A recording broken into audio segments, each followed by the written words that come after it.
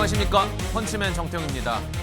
실제 상황이라고 믿기 힘든 수준의 대홍수가 네팔을 덮쳤습니다. 현재까지 네팔에서만 800여 명, 인접 지역인 중국 티베트까지 합치면 1,300명 이상이 실종된 상황이고요. 모든 생명이 소중하지만 이 중 현지 건설 현장에 있던 우리 국민 9명도 포함되어 있다는 사실이 더욱 슬프게 하고 있습니다. 전기와 통신마저 모두 끊긴 현장으로 우리 정부 신속 대응팀이 급히 이동했는데요. 부디 반가운 소식 전해지길 기도하겠습니다. 8월 27일 오늘도 더 펀하고 치열하게 여러분 곁으로 훅 들어갑니다. 60초만 기다려주세요.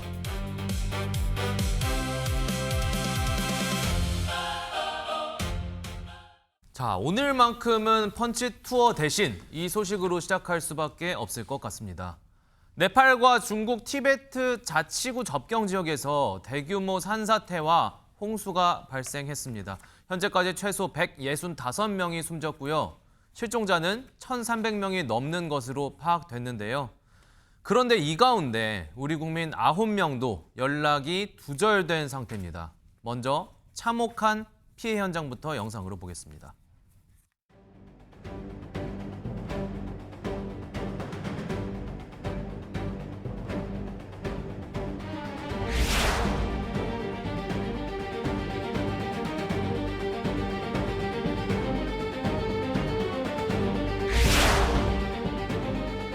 मेरो बिहानै सिट्यो भने कोही छैन सिट्यो माथि भाग छिटो भाग माथि र ओए भाग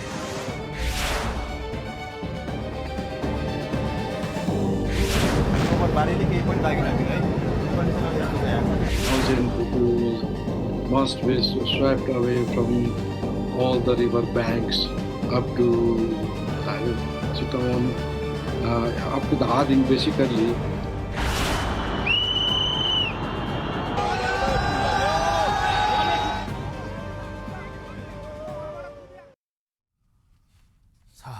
정말 이렇게 영상으로만 봐도 이게 얼마나 심각한 상황인지 대충 감이 오실 것 같은데요. 안진용 기자님, 이게 대체 무슨 일입니까?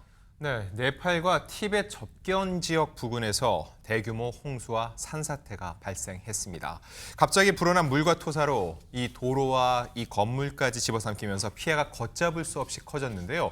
이 피해가 더 커질 수밖에 없었던 이유가 있습니다. 이 피해 지역이 세계적으로 유명한 트레킹 코스라는 거죠. 그래서 순례객과 관광객들의 발길이 이어졌던 곳이라 피해가 더욱더 컸던 것으로 예상이 됩니다. 그 규모를 구체적으로 말씀드리면 현재까지 최소 165명이 숨졌고 실종자는 1,300명 이상으로 파악됐습니다. 특히 우리 국민 9명도 현재 연락이 닿지 않고 있어 걱정이 더욱 커지고 있습니다.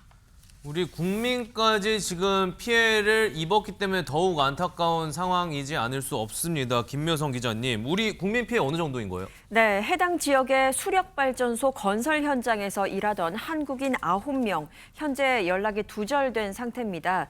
이들은 한국 남동발전과 두산 에너빌리티 소속 직원들로 파악이 됐는데요. 현재까지 연락이 두절된 9명, 그리고 구조를 기다리고 있는 10명 이외에는 추가로 확인된 우리 국민의 피해는 없는 것으로 전해지고 있는 상황입니다. 네.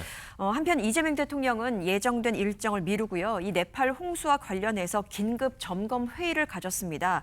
우리 국민의 생명과 안전을 최우선으로 두고 실종자 수색 그리고 구조에 총력을 다하자라고 지시를 했는데요. 정부도 외교부와 경찰청, 소방청으로 구성된 신속 대응팀 11명을 현지에 파견해서 구조 작업을 시작했습니다. 우리도 이렇게 보기만 해도 애가 탑니다. 최명기 원장님, 실종자 가족들은요, 특히 우리 국민도 9명 지금 그렇게 된 상황인데 이 가족들 생사만 그냥 구조 소식만 기다릴 수밖에 없어요. 얼마나 애가 탈까요, 정말? 맞습니다. 왜냐하게 되면은 이 인간의 감정이 한쪽으로 쏠리게 되면은 이제 거기에서 이제 정리가 되는데요. 이거는 계속 살아있을까, 죽었을까, 살아있을까, 죽었을까 사이에서 계속 갈등하게 되거든요. 그렇죠. 그렇기 때문에 그게 굉장히 조바심을 일으키고 불안을 일으키기 때문에 아마 대부분의 분들은 기다리는 분들은 대부분 아마 중공황 상태일 것 같아요. 맞습니다. 이렇게 말씀드렸다시피 우리 국민 9명이 아직 연락이 닿지 않고 있는 상황입니다. 그렇다면 지금 현지에서는 이번 홍수와 산사태가 얼마나 큰 피해를 초래한 건지 듣고 오겠습니다. खोला ठुलो आएर चाहिँ यहाँ सब क्षति बनाएर कोही मान्छे भात पकाइरहेको थियो, कोही मान्छे खाना खाइरहेको थियो, कोही अफिस जाने टाइममा थियो, कतिजना मर्यो भन्ने कुरो यकिन अहिलेसम्म जानकारी भएको छैन। आधी माहालो छतमा पनि आइपुग्यो। अब लड्दै मार्दै भन्दा अनि 1 घन्टापछि अलि घटेर गयो। बुढी पुरिहाल्यो, त्यहाँ अझै त्यो घरको छतसम्म पुरिहाल्यो। बुढी पुरिहाल्यो। हामी चाहिँ छतमा बस्दै 4-5 घन्टापछि त्यो राहत गर्ने हेलिप्याड गएर हाम्रो त्यहाँबाट 그런데 제 경험상으로는 저 정도 규모의 홍수를 저는 진짜 본 기억이 잘 없는데 아니 박성배 변호사님 이게 재난 영화에서나 볼 법한 그 정도 규모예요? 어떻게 하면 저렇게까지 발생을 했을까요? 그것도 홍수가 비도 내리지 않았는데 발생했습니다. 네팔 정부는 티베트 자치구 일대에서 빙하가 무너져 내리면서 대홍수가 발생했을 가능성을 제기하고 있습니다. 아직 정확한 원인은 조사 중인데 일부 기후학자들은 다음과 같이 설명하고 있습니다. 지구 온난화가 진행되면서 빙하가 녹아내렸고 이 빙하에서 떨어져 나온 얼음과 눈사태가 강을 막았다가 이후에 막혔던 강물이 한꺼번에 터지면서 급류로 쏟아졌을 것이라는 것입니다. 지금 사망자와 실종자 수가 저희들은 시점까지만 해도 그 정도였고요. 계속 변동하고 있습니다. 아마 앞으로도 안타깝지만 계속 추가될 걸로 보여지는데요. 우선 모든 생명 소중합니다. 그리고 그중에서도 우리 국민 9명의 구조 소식과 함께 현지 피해 상황 계속 지켜보겠습니다. 다음 주제로 넘어갑니다. 안진용 기자님, 경찰들도 고개를 내저었다고 합니다. 이번 사건, 오늘은 또 어떤 새로운 소식도 나왔나요? 네, 제주경찰청이 장미란 씨에 대한 국가수 부검 감정서 일부를 공개했습니다. 그 내용을 말씀드리면 머리뼈와 목뼈, 몸통 등에서 특이 골절은 발견되지 않았다는 거죠. 즉, 이 타살 정황이 의심되는 특이 골절은 발견되지 않았다는 건데 다만 또 하나 눈여겨볼 점이 있습니다.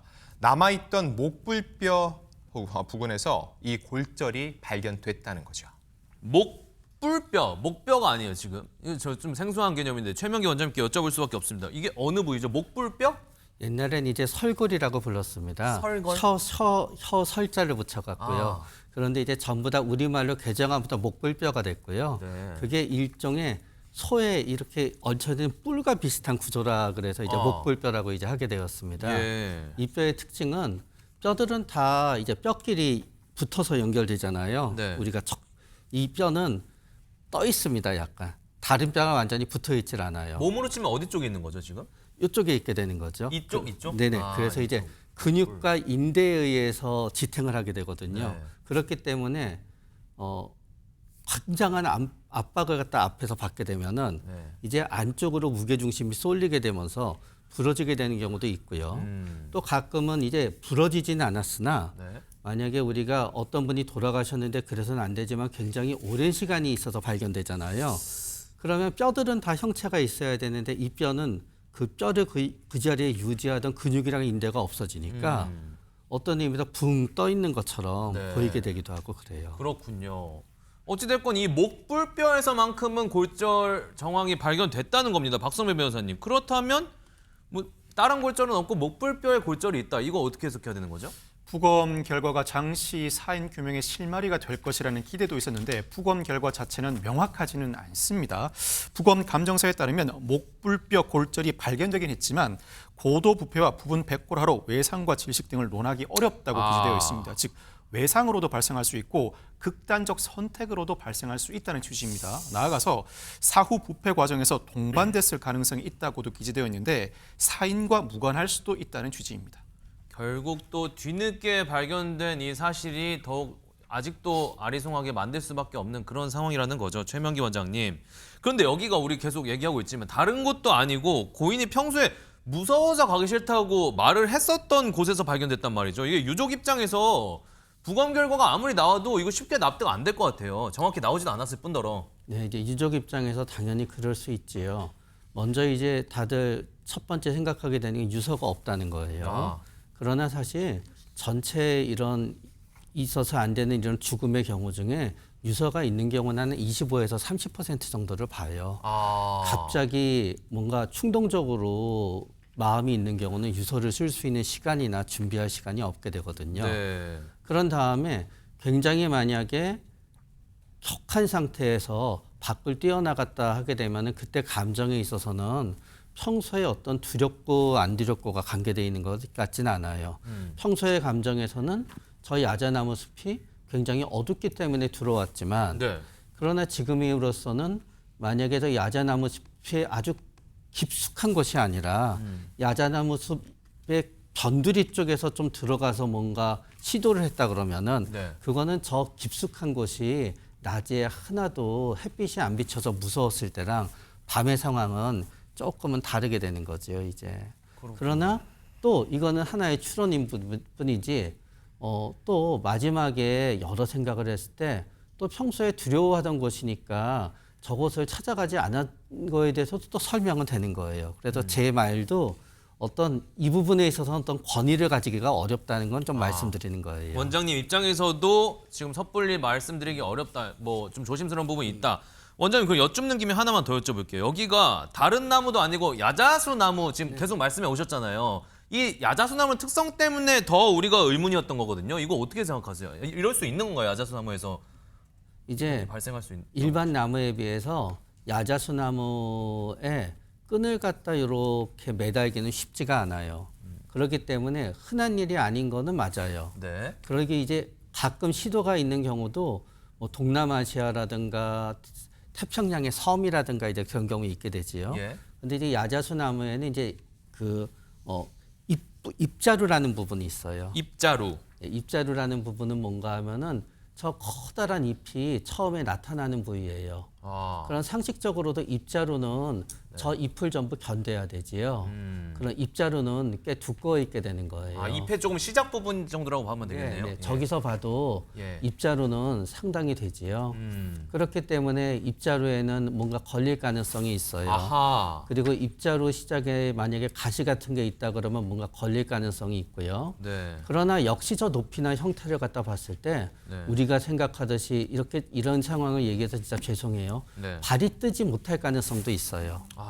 그러나 발은 뜨지 못하더라도 일단 그 통증이 있고 그렇게 되게 되면은 이거를 푸는 게 죄송하지만 쉽지 않은 상황이 있을 수도 있어요. 그러다 보면은 우리가 생각하듯이 한꺼번에 어떤 그 과정이 이루어지는 게 아니라 네. 서서히 있을 수 있고 더군다나 이제 밑에 가시가 있게 되잖아요. 네. 그러니까 나무에 올라가서 끈을 매는 건 거의 불가능하다는 거 맞아요. 네. 그러나 밑에서 던졌을 때 잎자루에 걸렸다고 가정하는 거예요. 예. 그런 다음에 밑에서 이루어지고 발이 닿는다고 하게 되면 그 밑에 있는 가시에 전부 찔리게 돼요. 그러니까 엄청난 통증이 있게 되니까 예. 이게 조금씩 더 이제 나쁜 쪽으로 가게 되는 거지요. 예. 그러니까 이게 안타까운 게 나가자마자 열심히 찾았으면은 네. 비명을 듣고 우리가 찾았을 가능성도 배제할 수는 없다는 거예요. 어떻게 보면 그 밑에 가시로 인한 충격으로 인한 비명일 수도 있는 네, 그러니까 거고. 그게 그렇게 저 전체의 형태가 뭐 5초나 10초 안에 예. 확 뭔가 그 극단적 상황이 이루어지지 않을 수 있었다라고 가정하면은 제일 안타까운 부분이지요. 네, 그렇게 된다면 정말 안타까운 부분이에요. 이게 저희가 어디까지나 추론이지만 조금씩 고통의 과정이 있었을 수가 있다. 이런 가능성도 배제할 수는 없다는 말씀이신 거예요. 이건 새로운 또 관점을 말씀 주셨습니다. 이렇다시피 지금 야자수나무를 두고 각종 추측들이 난무할 수밖에 없는 상황입니다. 박성배 변호사님. 그래서 경찰들은 지금 좀 어떻게 추론을 하고 있다고 보여지시나요? 경찰은 다각도로 수사를 진행하고 있다고 밝히면서도 타살이 아닐 가능성에 무게를 싣고 있습니다. 일단은 장 씨의 신체나 주변 정황에 비춰볼 때 타살의 흔적이 명확히 발견되지 않고 있는 상황입니다. 야자수 관련 의문이 꼬리에 꼬리를 잇고 있는 상황인데 이에 대해서는 경찰이 다음과 같이 밝혔습니다. 시신이 발견됐을 때 야자수 상단부 가지에 끈이 묶인 그대로 발견됐다. 나아가서 현장 감식 시에 야자수 줄기를 손으로 당기면서 강도 실험을 해보았는데 나무 윗부분은 충분히 사람 무게를 지탱할 수 있다고 판단했다고 설명했습니다. 그렇습니다. 이렇게 지금 부경장에 대한 정식 수사가 시작된 지 어느덧 13일 됐습니다. 결국 제주경찰청장은 고개를 숙이며 대국민 사과 메시지를 발표했는데요. 어떤 입장 전했는지 들어보시죠. 국민의 생명과 안전을 책임져야 할 경찰이 그 책무를 저버렸을 뿐만 아니라 오히려 거짓된 말과 행동으로 가족들께 지울 수 없는 상처를 드렸습니다. 제주 치안을 책임지고 있는 청장으로서 무거운 책임감을 느낍니다. 도민 여러분과 국민 여러분께 고개 숙여 깊이 사과드립니다.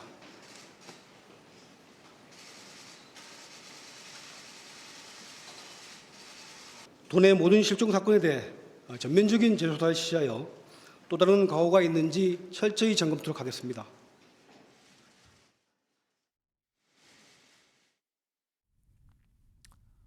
고개 숙인 제주경찰청장의 모습도 만나봤습니다. 김묘성 기자님, 하지만 지금 당연히 누구보다 가장 힘든 시간은 이분들입니다. 유족들이겠죠? 네. 이분들께서 간곡한 부탁을 전하셨다고요? 네, 그렇습니다. 104일이나 기다렸는데 결국 세상을 떠난 채로 가족을 만날 수밖에 없었습니다. 이 유족들은 세간의 어떤 관심이 굉장히 고통스러울 겁니다. 그래서 이제는 조용히 장례를 치르고 싶다라는 심경을 전했는데요. 그리고 다만 이 부경장이라는 사람이 왜 그랬는지, 그리고 시스템이 왜 이렇게 되었는지 여전히 의문이라고 울분을 토했습니다. 그리고 이번 사건을 허위 종결한 경찰관인 그 부경장에 집중해달라고 당부를 했습니다. 그러니까 철저히 조사해야 되는 것은 당연한 것이고, 이 사건이 피해자의 이름을 딴 사건이 아니라 부경장 사건으로 기억돼야 한다라는 뜻을 전하기도 했습니다. 알겠습니다.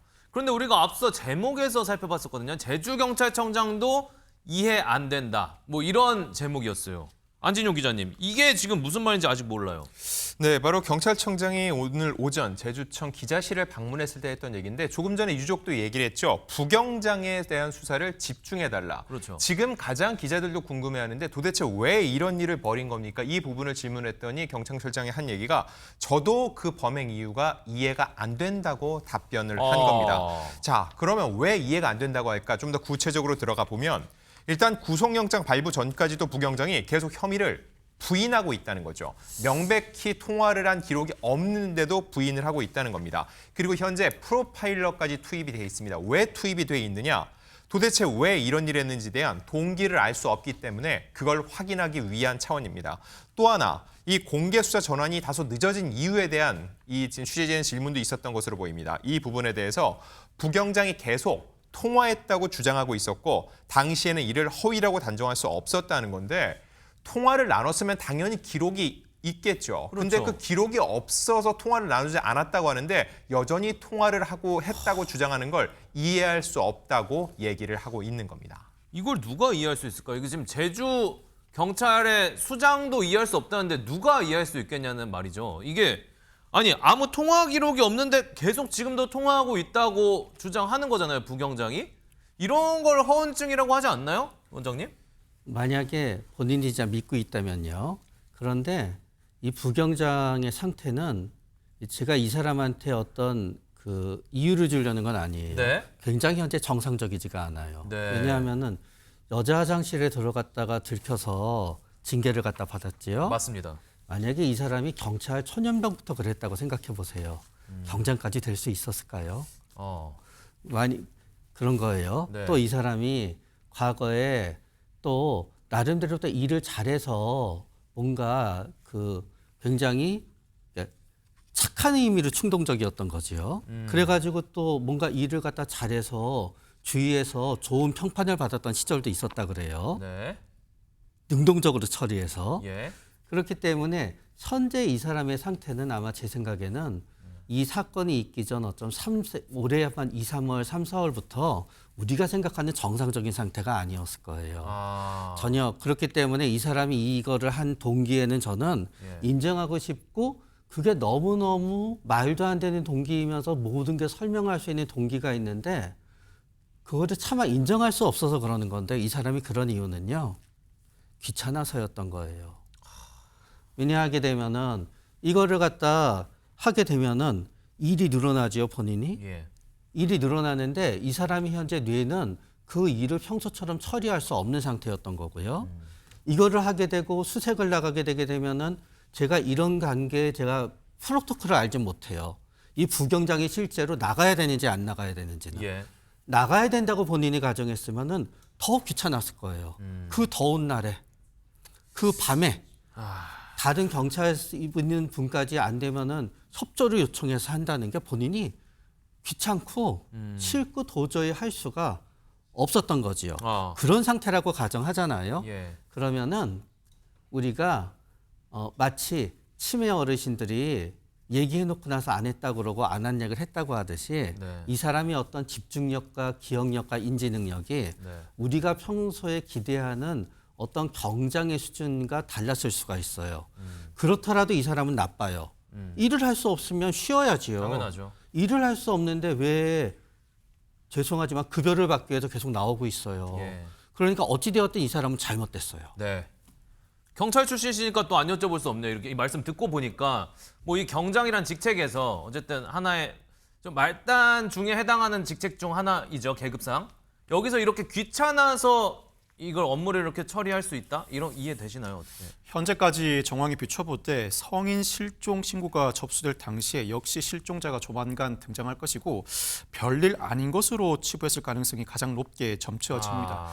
그동안 이 사건들과 마찬가지로 제대로 일을 처리하지 않았음에도 큰 문제가 발생하지 않았는데 이 사건들이 동시에 발생하다 보니 부경장은 스스로 몹시 당황하고 있을 가능성도 높아 보이는데 네.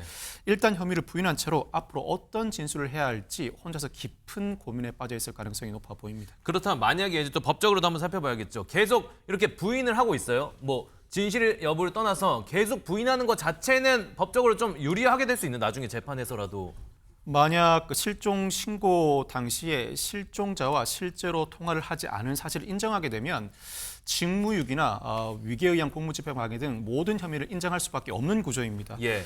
혐의가 인정된다면 실형 가능성이 상당히 높게 점쳐지는 상황에서 사실상 처음으로 피의자로 조사를 받게 되고 나아가 구속까지 당한 이 부경장 입장에서는 사건 초기에 전면적인 혐의를 인정하기보다는 일단은 부인하고 절차상 하자를 주장하든 실체적 사실관계에 대해서 혐의를 부인하거나 다른 사실관계를 들이밀면서 사건의 프레임을 전환하거나 어떤 방식으로든 빠져나갈 궁리를 여전히 하고 있는 상황이라고 보여집니다. 그렇게 했을 경우에는 부인을 일단 당장 하는 게 본인 입장에서는 맞겠다는 그런 생각도 추측해 볼 수 있는 거고요. 알겠습니다. 김묘성 기자님. 그런데 이게 너무 이게 진실로 드러날 경우에는 이것도 얼마 가지 못하거든요. 이 부경장의 지금 부인하고 있는 상황이 사실상 명백한 거짓말이라고 저희가 보여지는 이유는 이 부경장이 장미란 씨와 나는 통화했다 계속 주장하고 있잖아요. 네. 통화했다고 주장하는 그 시간이 이미 지금 어떻게 됐어요? 이미 장미란 씨가 세상을 떠난 그 시간으로 추정이 되기 때문입니다. 그렇죠. 왜냐하면 경찰이 추정하는 장미란 씨의 사망 시각을 한번 보겠습니다. 마지막으로 그 CCTV에 행적이 남긴 그 영상 많은 분들이 기억하실 텐데요. 그때가 5월 12일 밤부터 5월 13일 새벽 사이였습니다. 그때가 장미란 씨가 찍힌 마지막 행적이었고 저희가 볼 수 있는 그 영상이었죠. 그런데 장미란 씨에 대한 실종 신고는 이보다 더 뒤늦은 시각입니다. 5월 15일 저녁 6시 43분이었습니다.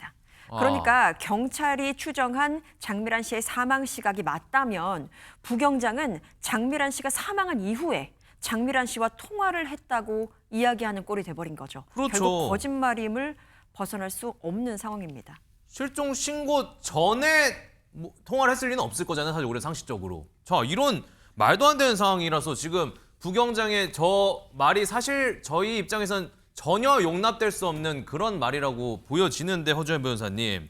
우리가 뒷목 잡을 일이 또 있다고요? 부경장이 일을 잘한다고 상을 또 많이 받아왔다라는 거예요. 이건 또 무슨 말이에요? 이게 진짜 너무나 황당하고 어떻게 보면 도대체 이 사건과 중결시켰던 그 사건과 부경장이 상을 받았던 사건은 뭐가 달라서 이렇게 달리 처리됐던 것인가 이런 생각도 드는 부분입니다. 부경장이요. 장미란 씨에 대한 이 실종 신고를 허위로 종결한 지 한 달 정도 지난 시점에 그게 이제 지난 6월 26일이니까 40일 정도 지났겠네요. 실종 치매 노인 발견에 공을 세웠다라는 이유로 경찰청장 표창을 받았다고 합니다. 그런데 여기서 그치는 게 아니고요. 작년 9월에는요. 자살을 시도하는 사람을 신속하게 발견한 공로로 경찰서장 표창을 또 받았다고 하고요. 그리고 같은 해 12월에는 연말 정기 표창을 제주 경찰청장으로부터 받았다고 합니다.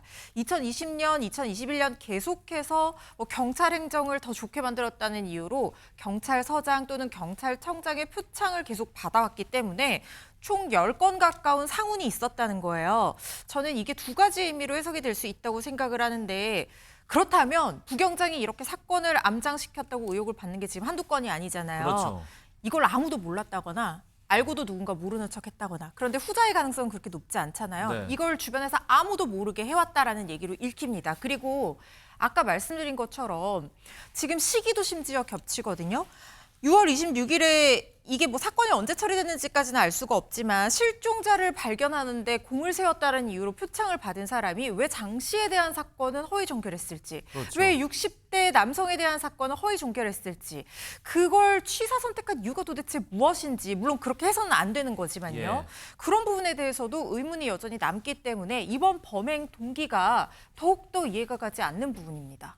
더욱더 이해가 가지 않을 뿐더러 화가 치밀 수밖에 없는 겁니다. 이런 사람이 이런 표창들을 받았다는 것 자체가 앞서 최명기 원장님도 말씀해 주신 거랑 좀 비슷한 선상인데요. 박성미 변호사님. 이게 표창을 앞서서 많이 받았었고 한때 일을 좀 잘했던 사람으로 내가 인정받았다 보니까 어떻게 보면 나는 그런 사람이 계속 돼야 돼. 뭐 이런 강박도 있었나 싶기도 하고, 실적 관리 차원에서 이게 미해결 사건을 없애려고 뭐 허위 종결했을 가능성 이렇게도 있다고 보여주시는지. 그 가능성도 낮아 보입니다. 그 이유가 미해결 사건을 신속하게 처리한다고 해도 실종 사건 해제 건수 자체가 실적으로 잡히지는 않습니다. 더군다나 많은 일을 부여받고 있다고 하더라도 이 부경장 혼자서 모든 실종 사건을 전담하는 것이 아니라 4명의 실종 전담팀이 돌아가면서 사건을 맡게 됩니다. 혼자서 모든 일을 떠맡아야 한다는 부담도 굳이 크지 않을 것 같은데 왜 이런 식으로 일을 처리했는지 저도 도저히 이해가 되지 않습니다. 참고로 부경장의 경우에는 극단적 선택 기도자를 신속하게 발견한 공로로 표창을 받는다거나 실종 치매노인 발견 유공으로 표창을 받는다거나 연말 정기 표창을 받는 등 여러 차례 표창을 받은 바가 있습니다. 충분히 있을 수 있는 일입니다. 경찰로서 근무하다 일정 직책에서 오랜 기간 일을 하다 보면 특별히 업무에 크게 적응을 하지 않는 이상 표창이나 공적을 쌓게 됩니다. 관리자 입장에서는 특히 경장으로서 향후 인사나 승진을 염두에 둘 수밖에 없는 입장이라 시험 승진이나 심사 승진을 염두에 두고 포상과 공적을 챙겨주기 마련입니다. 그 과정에서 관리자로부터 특별히 밉보인다거나 업무에 크게 적응하지 못하는 모습을 보이지 않는 이상 이런 일은 일반적이고, 이를 반대로 생각해보면 평소에 표창 등을 많이 받는다고 하더라도 범죄는 충분히 저지를 수 있습니다. 이건 또 새로운 또 말씀 나왔어요. 확실히 경찰에서 몸 담고 계셨다 보니까 어떻게 보면 우리 입장에서 이게 되게 무슨 엄청난 상처럼 보이지만 이게 그렇게 특별한 상은 냉정하게 따지면 아니라는 말씀이신 거죠? 크게 업무에 적응하지 못하는 사람이 아니다 정도로 해석할 수 있지 실적이 아주 뛰어난 사람이다까지 해석하는 것은 과다 해석입니다. 좋습니다. 네, 이런 또 새로운 경찰 출신 변호사님이기 때문에 알릴 수 있는 이런 상황까지 알게 됩니다. 어찌됐건 표창과 상훈을 받았던 건 맞지 않습니까? 이런 실종 사건으로도 받고 그래 놓고 뒤로는 허위 종결한 겁니다. 그것도 모자라서 가정폭력으로 징계위에 회부되기도 했고, 우리가 지금 너무 잘 알고 있는 여자 화장실까지 들락날락 거렸던 사람이라는 거잖아요. 안진용 기자님, 이 사람이. 네, 지금 상황에서는 과거에 상훈을 받았다는 것보다 이렇게 부적절한 행동을 자주 해왔다. 여기에 초점을 맞추는 게 더 맞는 것 같습니다. 일단 이 부경장의 침입 의혹이 있는 여자 화장실, 여기에 카메라는 발견되지 않았습니다. 그런데 다른 게 발견이 됐어요. 화장실 천장 인근과 문 위쪽 등에 손자국이 발견됐다고 저희가 어제 전해드렸었죠. 맞습니다. 자, 그런데 신원 확인 안 됐었는데 그때? 그렇죠. 그런데 경찰에서 해당 손자국에서 발견된 DNA를 검출해서 부경장과 대조한 결과 동일 인물이라는 결론을 내렸습니다. 김묘성 기자님, 이것도 새로운 거 나왔어요. 부경장이 분명히 이랬었거든요. 나 화장실 그때 급해서 갔었다. 마침 남자 화장실에 휴지가 없었다. 그리고 뭐 여자 화장실 그래서 어쩔 수 없이 갔다가 바로 나온 거다. 뭐 이런 식이었는데 여자 화장실에 뭐 휴지가 천장에 달린 것도 아니고 천장에서 지문이 지금 확인됐다는 거예요. 네, 그렇습니다. 일단 남자 화장실에 휴지가 없었기 때문에 여자 화장실에 들어갔다는 것도 사실 상식적으로 저희가 이해할 수는 없는 부분이긴 다른 데 하죠. 가서 가져오면 되죠. 그렇습니다. 사실 휴지가 있는 곳은 다른 곳에도 있을 테니까요. 그런데 사실 천장에 손자국이 있었다. 이것은 일반적인 접촉 부위가 아니기 때문에 당연하죠. 당연히 눈여겨볼 만한 부분입니다. 물론 이 사람이 거기 가가지고 어떤 일을 벌였다라고 단정할 수는 없습니다. 하지만 뭐 무언가를 설치를 했다. 했다거나 아니면은 천장에 몸을 지탱했어야 하는, 손을 디뎠어야 하는 어떤 상황이 있지 않았을까라고 추정은 해볼 수 있겠죠. 왜냐하면 저희가 워낙 카메라나 뭐 이런 은닉 장소로 천장이나 환풍구, 뭐 칸막이 상단 등 여러 가지 사례를 이미 봐왔었기 때문에 이런 경험을 바탕으로 해서 추측을 할 수 있는 상황이라는 생각이 듭니다. 그래서 경찰 또한 이러한 가능성을 배제하지 않고 일단은 확인에 들어갈 것으로 보입니다. 저희가 우려했던 상황이 결국에는 또 이렇게까지 벌어지고 있습니다. 허준현 변호사님, 단순히 그냥 여자 화장실 들어간 거, 들어가서 천장에다 혹시라도 카메라를 설치했다면 당연히 죄질이 달라지는 거죠? 적용 죄명이 달라질 뿐만 아니라 그 법정형도 달라질 수밖에 없는 부분입니다. 지금 일단 부경장이 입건된 죄명은 성폭법상 이 성적 목적 다중이용장소 침입 혐의이거든요. 그런데 이건 법정형이 1년 이하의 징역 또는 1,000만 원 이하의 벌금형으로 규정이 돼 있습니다. 네. 이 죄는 성적인 욕망을 만족시킬 목적으로 화장실이라든가 탈의실이라든가 이런 불특정 다수가 이용하는 공중 장소에 침입을 해야 된다는 거거든요. 그렇다고 하면 성적 만족을 위한 목적이 있었냐, 이 부분이 입증이 돼야 되는 거고, 말씀하신 것처럼 지금 의혹이 제기되듯이 이 카메라 같은 것들을 설치했거나 아니면 뭐 부적절한 영상을 찍었거나 뭐 이렇다고 하면 카메라 등 이용 촬영죄가 성립할 가능성이 있습니다. 이 죄는 7년 이하의 징역형으로 규정이 되어 있기 때문에 매우 이 법정형에서 징역형 하나만 놓고 보더라도 큰 차이가 나거든요. 그런데 저는 천정과 문 이쪽 그 장문 또는 지문이 발견된 위치를 좀 자세히 봐야지 어떤 상황이었는지도 우리가 재구성해 볼 수 있다는 생각이 듭니다. 네.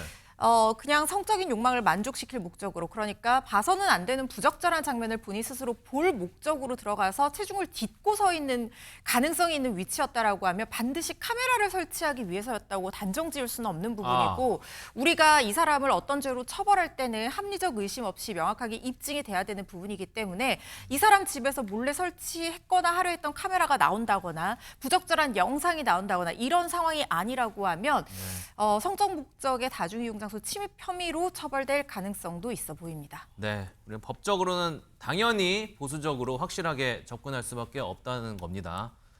뭐 이건 사실이잖아요. 지금 이 경장이 실종 치매 노인 발견 유공 사유로 경찰청장 표창을 받았다. 그리고 다른 상들도 받았다. 이 사람이 이렇게 상들을 받았다는 게 참 어이가 없고, 어떻게 이렇게 놀랄 일들이 이 부경장 끝없이 나올지 참 신기합니다. 한번 어디까지 나오는지 저희가 끝까지 쫓아보겠습니다. 다음 이야기로 넘어갑니다. 전국 돌면 유기했다. 이건 또 뭐예요? 김묘성 기자님, 홍길동도 아니고 무슨 말이에요, 이거? 네, 저희가 어제도 전해드렸는데요. 중국인 유학생 살해 사건의 피의자에 대한 이야기입니다. 사건 자체만으로도 굉장히 충격적이죠. 그런데 더욱더 충격적인 범행 당일에 CCTV 영상을 확보를 했습니다. 무슨 일이 있었던 걸까요? 충격적인 영상 함께 보시죠. 늦은 밤입니다. 여행용 이동 가방을 끌고 어딘가를 찾는 여성인데요. 다름 아닌 피해자의 마지막 생전 모습입니다.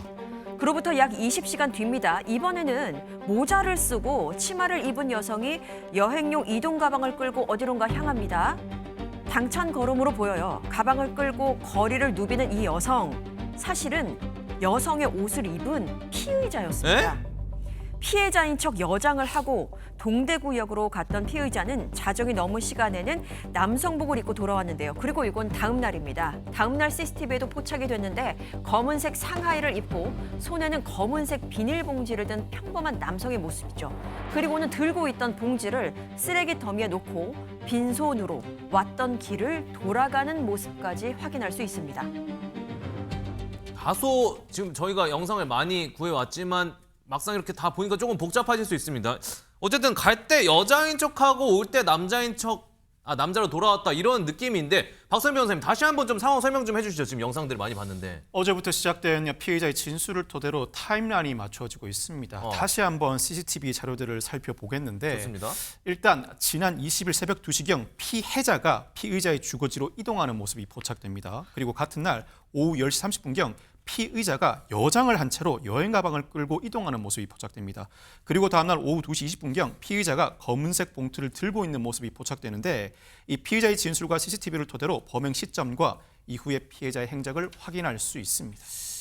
이제 조금씩 타임라인이 정리되는 모양새인데요. 허주현 변호사님, 궁금한 거 이거죠. 지금 여장을 한 거잖아요, 저 남성이. 피의자 남성이. 그럼 저 여장의 저 모자랑 옷이랑 가방, 저거 다 사망한 피해자의 것이란 건가요?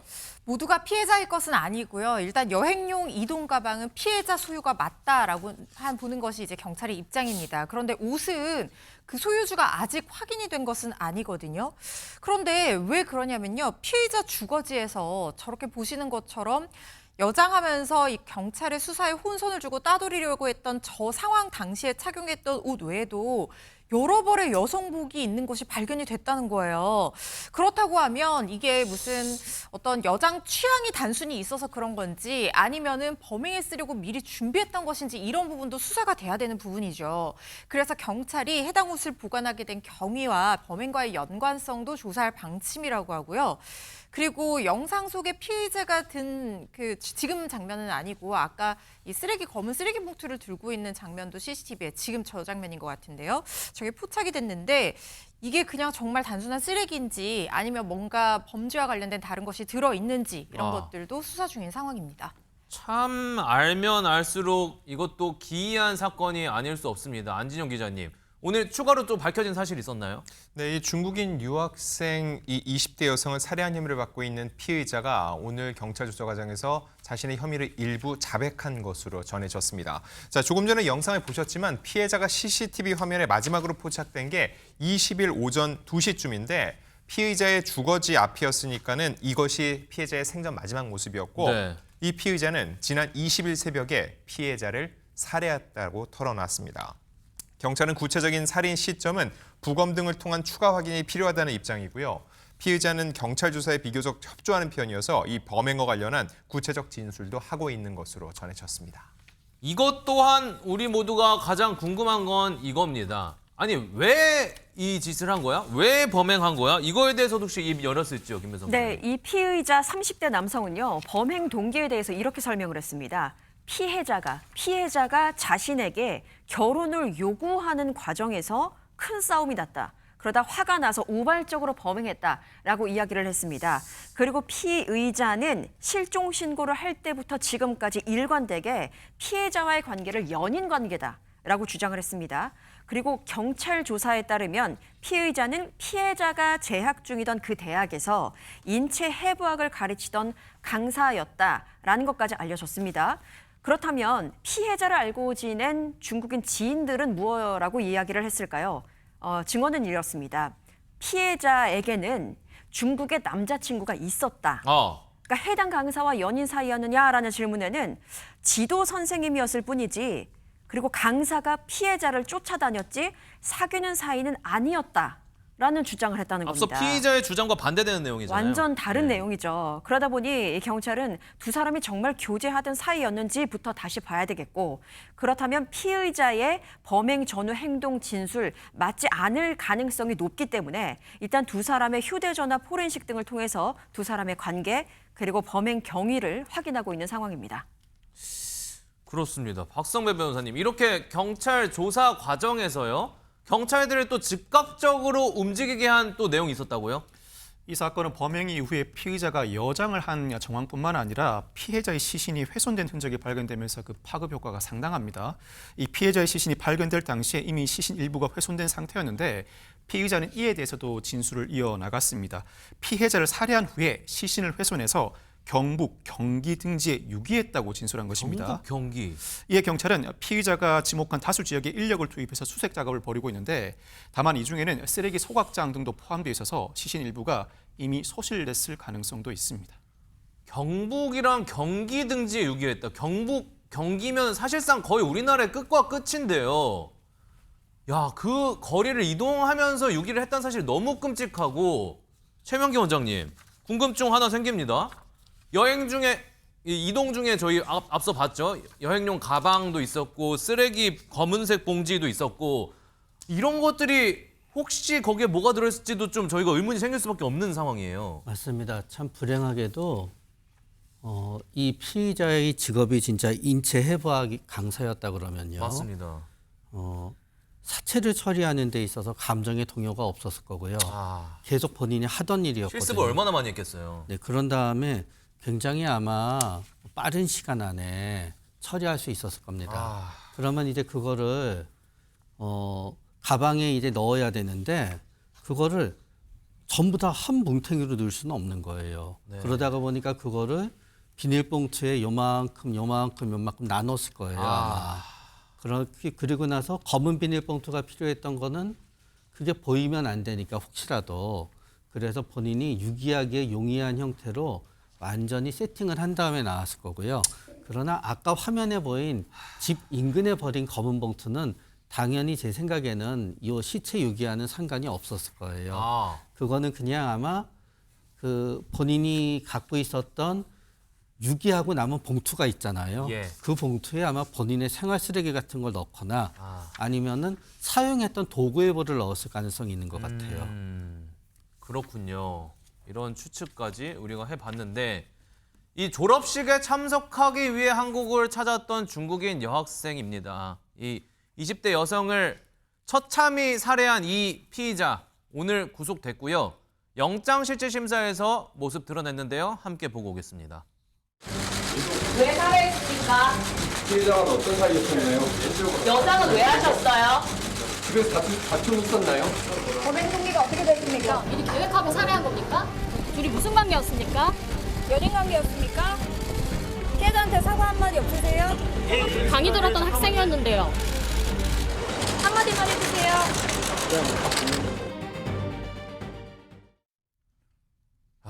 저 장면 보니까 또 화가 나네요. 무슨 이렇게 보셨죠? 다 뒤집어 쓰고 자신 얼굴에 살짝만 안 보여주겠다 뭐 이런 취지로 읽히는데 허주연 변호사님. 그러면서 앞서 경찰 호송됐을 때도 비슷한 행동을 했던 것 같기도 하고요. 그러니까요. 사람을 이렇게 무참하게 살해를 하고 사체까지 훼손했다는 의심을 받는 사람이 자기 얼굴을 한 자락 보여주지 않기 위해서 저렇게 기를 쓰고 얼굴을 가리는 모습이 너무나 화가 납니다.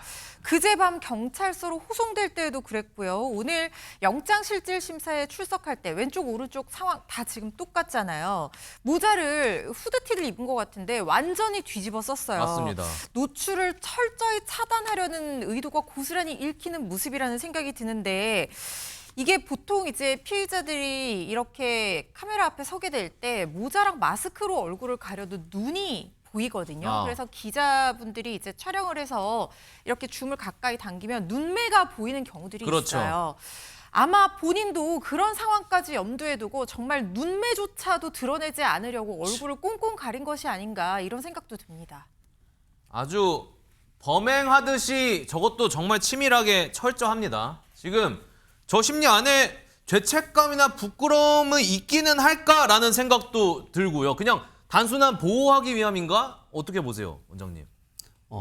보통은 저런 상황에서 얼굴을 가리는 데는 뭐 대부분이 평범하다는 게 이제 그 사람의 범행에 대해서가 아니라요. 네. 그냥 어떤 유명인은 아니잖아요. 예. 그러니까 갑자기 모든 사람이 시선이 되고 본인이 나오고 그런 것 자체가 굉장히 낯설기 때문에 범죄인들도 처음 범죄 저질 두려운 마음을 가집니다. 그러다가 보니까 본능적으로 본인을 피하게 되는 것도 있고 또 본인은 어떻게 들킨다 하더라도 가족이 있으니까요. 그 가족이 누군가 보고 저 사람 아들이 저런 일을 했대 하면 안 되니까 또 가족을 생각하면서 꽁꽁 싸는 마음도 있어요. 그런데 이 사람의 경우에는 앞서 사체를 유기한다든가 남자 여자 옷을 갈아입는다든가 했을 때 굉장히 치밀해요. 네. 그래서 아마 본인이 잡혔을 때를 대비해서 어떻게 하지 완벽하게 감출 수 있는지를 저렇게 미리 머릿속으로 계속 그 안에서 생각했을 수 있어요. 예. 그리고 저런 저기에도 목적이 있을 수 있는 건데 본인이 표정을 어떻게 보이냐, 어떤 말을 하느냐가 전부 다 자신에 대한 나중에 범죄의 평가와 관계가 된다고 생각하게 되면은 철저히 감춰야 되고요. 모든 대답을 무시해야 되기 때문에 저 사람의 경우에는 그냥 일반적인 피의자들이 갖는 어떤 당황함보다는 계획성이 좀 더 숨어져 있지 않나 하는 생각을 해보게 돼요. 그렇습니다. 그렇다면 박성민 변호사님, 이 잔혹한 피의자 앞으로 어떤 처벌 받게 될 거라고 보이시는지요? 일단 경찰은 피의자에 대해서 사이코패스 검사를 검토 중이고 구속영장이 발부된 만큼 신상 공개도 검토할 계획이라고 합니다. 구속영장이 발부된 이후에는 피의자와 피해자 일체의 행적을 확인할 것으로 전망되고 휴대전화 포렌식 등을 통해서 평소 관계나 범행 동기를 규명할 것으로 전망됩니다. 검찰 단계에서는 사건의 특성에 비춰볼 때 피의자의 진술 분석과 심리 검사가 이어질 가능성이 높고 재판 단계에서는 범행의 잔혹성에다 사체 손괴, 유기 행위도 저지른 만큼 통상의 일반 동기 살인보다는 중한형이 선고될 가능성이 높습니다. 단순히 외국인의 범행으로만 여기기에는 너무 잔혹하고 이후 행적도 소름 돋죠. 그렇게 끔찍한 짓을 저질러 놓고 저렇게까지 얼굴 가리는 것도 너무 화가 납니다. 신상 공개가 이루어질지 지켜보겠습니다. 다음 이야기로 넘어갑니다. 오늘도 역시나 유명인들의 별별 이슈들 모아와 봤습니다. 우리가 보통 사과에도 타이밍이 있다고 하죠. 그럼 사과를 했음에도 여론이 바뀌지 않는다면 어디서부터 문제인 걸까요? 오늘 얘기할 이 사람들의 이야기인 것 같습니다. 허주연 변호사님 말씀해 주시죠. 네, 장윤정 씨, 가수 장윤정 씨죠. 모친 육 씨의 사기 혐의에 대한 공판기일이 열렸습니다. 이 모친 육 씨는 2024년 9월부터 지난해 8월까지 가수 장윤정 씨, 그러니까 딸의 이름을 내세워서 투자 명목으로 지인에게 3차례에 걸쳐서 3,100만 원을 가로챈 혐의를 받고 있는 상황입니다. 그런데 오늘 첫 공판 기일인데 검찰의 구형까지 있었던 상황으로 봐서는 아마 혐의에 대해서는 인정하고 있는 상황이다라는 생각이 듭니다. 그런데 검찰의 구형이 실형이 구형이 됐어요. 유사수법으로 사기죄의 실형을 받은 전력이 있는데도 불구하고 또다시 동종 범행을 저질렀다. 특히 피해 금액이 적지 않고 이 사기 피해가 회복이 되지 않았다는 거예요. 그래서 징역 1년 6개월형이 구형된 상태입니다. 뭐 아직 구형이지만 그래도 상당한 구형량이라고 볼 수 있습니다. 그러니까 이게 사기를 치고도 행방불명이 돼서 되게 늦게 붙잡혔었단 말이죠. 그래서 그 사이에 저희가 혹시 신변에 뭐 문제라도 있나 걱정도 했었고, 이게 사실상 자취를 감췄다는 건데 이게 반성보다는 어떻게 보면 숨었다고 보여지기 때문인 것 같아요, 박성민 변호사님. 피해자가 고소장을 접수하고 경찰이 소재 파악에 나섰는데 이 육 씨의 휴대전화 사용이나 신용카드 이용 내역 등이 나오지 않으면서 한동안 소재를 찾지 못했습니다. 애를 많이 먹었었죠. 지난달에야 구속되었고 그 이후 구속 기소되었는데, 그렇다면 육 씨 오늘 재판에서 어떤 입장을 내비쳤을까? 일단 변호인은 깊이 반성한다, 공소사실을 인정했습니다. 생활비와 카드 대금이 필요했고 편취자금도 생활비로 소비했다고 변론했습니다. 나아가서 육 씨는 최후 진술에서 피해자와 가족에게 정말 잘못했다면서 오열하며 선처를 호소했습니다. 그런데 오늘 재판부는 사건을 종결하면서 이날 제출된 조서 등을 검토한 뒤에 수사 과정에 대해서 따로 언급하면서 수사에 협조적이었던 건 아닌 것 같다라고 언급을 하기도 했습니다. 사실 이 사건은 육 씨가 유사 사건으로 실형을 선고받은 전례가 있다 보니 3,100만 원의 편취 금액보다는 상당히 중한형을 선고할 수밖에 없는데, 유이한 감형 사유가 피해를 회복하든가 깊이 반성하는 모습을 보여 다시는 이와 같은 범행을 저지르지 않을 것 같은 심증을 형성하는 것입니다. 아마 재판부는 이 수사 기록을 오늘 처음 접하게 되었을 것인데, 일단 그동안 소재가 발견되지 않다가 뒤늦게 구속되었다는 사정을 알고 있었을 것입니다.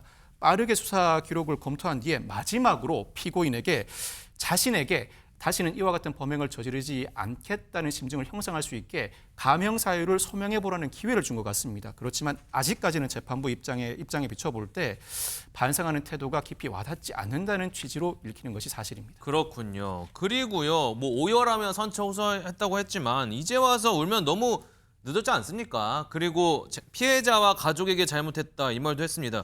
이 가족은 자기 가족일까요, 최명기 원장님? 아닙니다. 피해자와 가족에게 하는 거는 그냥 세트로 다 하는 말이에요. 어떤 사람이 뭐 살인을 저질렀어요. 그러면 얘기해요. 피해자와 그 가족에게 죄송합니다. 피해자와 그 가족에게 죄송합니다라는 어떤 습관적인 관용구고요. 서로 그 가족이라 하더라도 그 가족은 자기 아들이었을 거예요. 아마 장윤정님에 대해서는 지금도 원한에 사무칠 거예요. 네가 내 돈을 전부 가져가서 내가 이렇게 되었다라고. 꽤나 단호한 진단을 내려주셨습니다. 이렇게 뒤늦게 흘린 후에 눈물인데 재판부가 어떻게 받아들일지 다가올 선고도 지켜보겠습니다.